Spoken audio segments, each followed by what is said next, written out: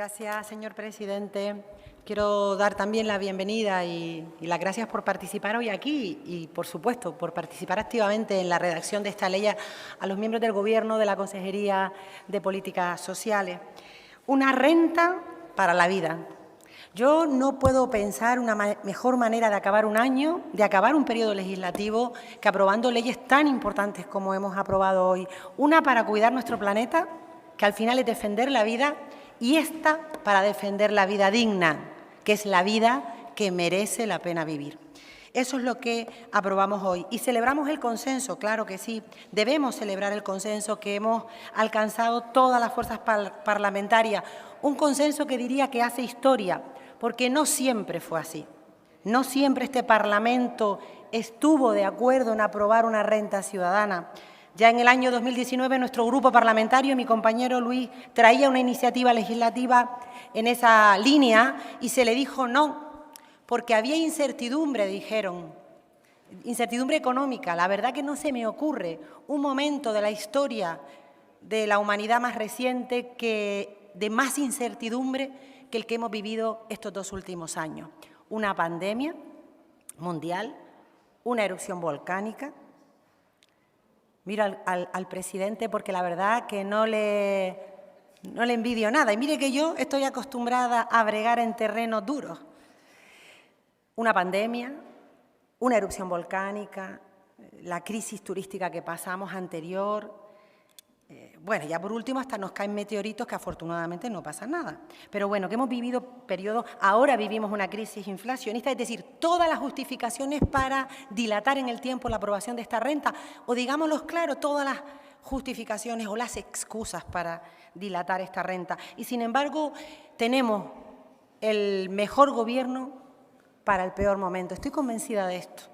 Y créanme que no lo diría si no estuviera convencida, porque lo que es paradójico es que esta tierra, bueno, paradójico y dramático, haya vivido durante muchos años las mayores tasas de pobreza y exclusión social muy superiores a la media española y, sin embargo, le hayamos dicho no a la población que peor lo pasaba y no hayamos defendido una renta para la justicia social. Por eso hoy los que piden rentas universales, rentas perfectas, oye, qué pena que no lo pensaran hace 3 años, donde la realidad de la pobreza y la exclusión tristemente era la misma. Pero bueno, me resitúo en celebrar el consenso. Sin duda hoy es un gran día para los que defendemos una sociedad más justa y una sociedad más cohesionada, para los que creemos que no hay una sociedad del bienestar si algunos de nuestros vecinos y vecinas, de las personas que viven en nuestro entorno, se quedan en la cuneta. Ya se ha dicho hoy aquí, hablamos de un derecho ampliamente recogido en la legislación internacional, en la Declaración Universal de Derechos Humanos, aprobada por las Naciones Unidas, donde ya se recoge claramente: toda persona tiene derecho a un nivel de vida adecuado que le asegure, así como a su familia, la salud y el bienestar, y en especial la alimentación, el vestido, la vivienda, la asistencia médica y los servicios sociales necesarios. También lo recoge la Constitución española en varios de sus artículos y nuestra ley y nuestra norma, como es el Estatuto de Autonomía de Canarias, en su artículo 24, donde se reconoce el derecho a una renta ciudadana desde el año 2018. Por tanto, hoy, insisto, es un gran día para Canarias. Y la ley lo expone perfectamente en su exposición de motivos. Vivir dignamente es una de las condiciones humanas más básicas a las que aspira una persona y es un derecho irrenunciable de cualquier ser humano. Decía antes que no podemos aspirar a construir una sociedad más justa e igualitaria si una parte de ella se queda al margen. Es una cuestión de justicia social.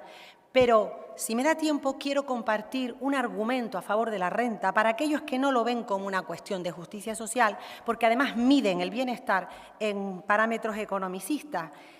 La falta de ingresos en una parte de nuestra sociedad afecta al consumo y, por tanto, al sostenimiento del tejido comercial, con la consiguiente repercusión en el empleo.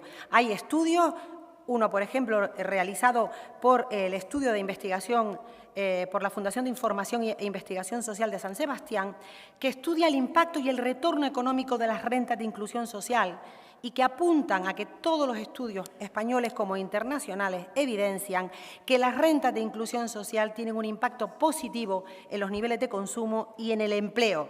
Y así se ha estudiado en el caso de la renta de inclusión social navarra, donde incluso se le ha puesto número y se habla de que se estimó que por cada euro invertido en estas prestaciones se recuperaba más de un euro en términos de valor añadido bruto.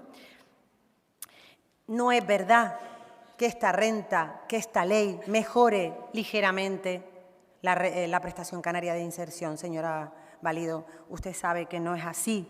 Esta ley introduce elementos de protección muy importantes. Para empezar, le damos una protección a los menores extutelados que antes se quedaban en la calle con 18 años y sin ningún tipo de protección. Esto ya marca un antes y un después. Pero es que esta ley, además, da una renta estable a quien no tenga ningún ingreso o ingresos insuficientes.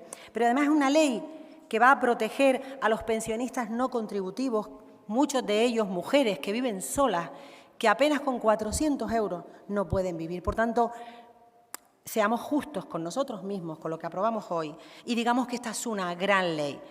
Evidentemente no es la mejor ley porque todo lo que hace el ser humano es mejorable y estoy convencida que en legislaturas futuras, diputados y diputadas futuros podrán mejorarla y adaptarla al contexto socioeconómico y a las necesidades de cada momento. Pero esta es la ley que hoy necesita Canarias. Decía que introduce elementos muy importantes. Por ejemplo, el complemento a la vivienda. Yo tengo que decir que ahí desde mi grupo hemos sido muy insistentes porque hay mucha gente que no puede acceder a una vivienda porque no tiene una renta estable, porque quien alquila quiere una nómina estable y el tener una renta estable puede contribuir al acceso a una vivienda y también es una renta que va a proteger a las familias con menores. Es una renta además que genera estímulos al empleo y resuelve la perversión que generaba la PCI de que a veces las personas renunciaban. Gracias, señor presidente. Renunciaban a un empleo porque, porque iban a perder la prestación, es decir, que incentiva la búsqueda activa de empleo y el mantenimiento del empleo. Yo acabo diciendo que, en definitiva, hoy es un día grande para Canarias. Con esta ley le damos un paso de gigante en la persecución de ese ideal, de esa utopía necesaria de crear una sociedad más justa y cohesionada. Y por eso yo creo que tenemos que hoy felicitarnos todos y todas y darles las gracias por hacerla posible.